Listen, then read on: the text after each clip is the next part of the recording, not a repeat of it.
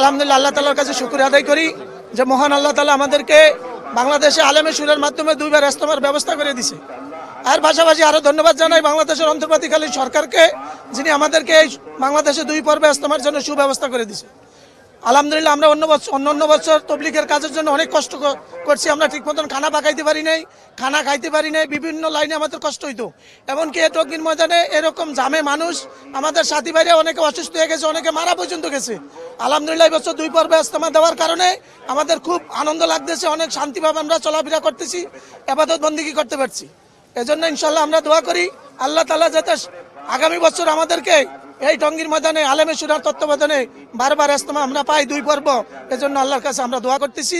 আর আমরা এই নেক আশা করতেছি যে আমরা এই ইজতেমার মাঠে যেগুলো শিখলাম এগুলো যাতে গ্রামে নিয়ে মাঠ এলাকায় নিয়ে সাধারণ মানুষদেরকে আমরা বুঝাইতে পারি, মানুষ যাতে নেক আমল নিয়ে কবরে যাইতে পারে। আল্লাহ যাতে যতদিন বাঁচা থাকি, ফার্স্ট টাইম আমি আইসি, যতদিন বাঁচা থাকি আল্লাহ রসুন হতে আল্লাহ যাতে বারবার আমার ইজতেমায় আসতে পারি। ইনশাল্লাহ অনেক কিছুই শিখে নিতে পারছি। এতদিন আমি আসিনি, আমি ফার্স্ট টাইম আসছি। অথচ সৌদি আরবে গেছি, হজও করছি 2বার, কিন্তু এই বিশ্ব ইজতেমায় এই প্রথম ফার্স্ট টাইম আসছি।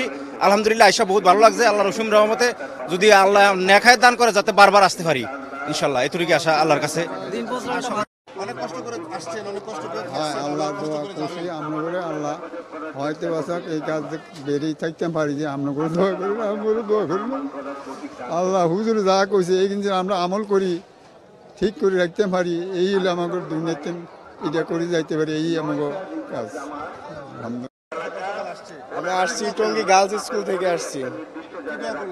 দোয়া করছি যেন আমার ছেলে যেন একজন হাফেজ বানাতে পারি, কোরআনে হাফেজ যেন বানাতে পারি, সেই দোয়া করলাম।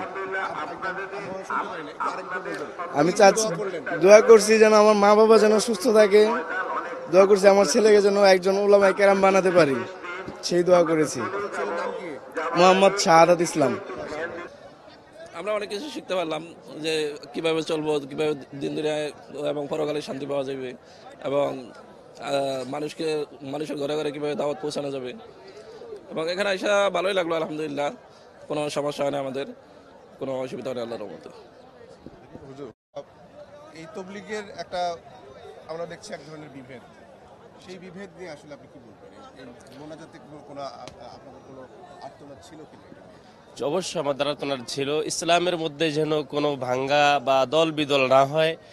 যারা আসলে মূলত তাবলিগের মধ্যে যেই ফাটল সৃষ্টি হয়েছে, এটা মূলত ইহুদিদের বা বিধর্মীদের একটা চক্রান্ত ছিল।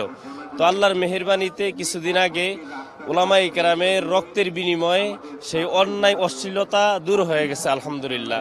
তবে আপনাদের ক্যামেরায় আমি একটা কথা বলতে চাই, ইজতেমার ময়দানের সৌন্দর্যতা রক্ষার্থে এই যে আপনার পাশে যে নদীর পাড়ে রাস্তা সহ এই জায়গাগুলি যেন ধীরে ধীরে ধীরে ধীরে পুরা মাঠের চতুর্দিক থেকে তুরাগ নদী এটা পাকা হয়ে যায় এবং মুসল্লিদের জন্য সব দিক দিয়া উপকারে আসে।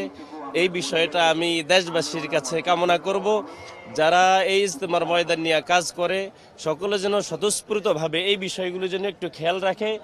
যেখানে অনেক সময় দেখা যায় অনেকে পেশাব করে, সারতে পারতেছে না, তো পেশাব করে। যদি এইটা পাকা থাকতো, রাস্তাটা পাকা থাকতো এবং ওখানে পেশাবও করতো, তাহলে পানি দিয়ে স্প্রে করে দিলে দেখা যায় পেশাবটা চলে যায়, তো মুসল্লিদের দেখা যায় হয়রানি হওয়া লাগতো না।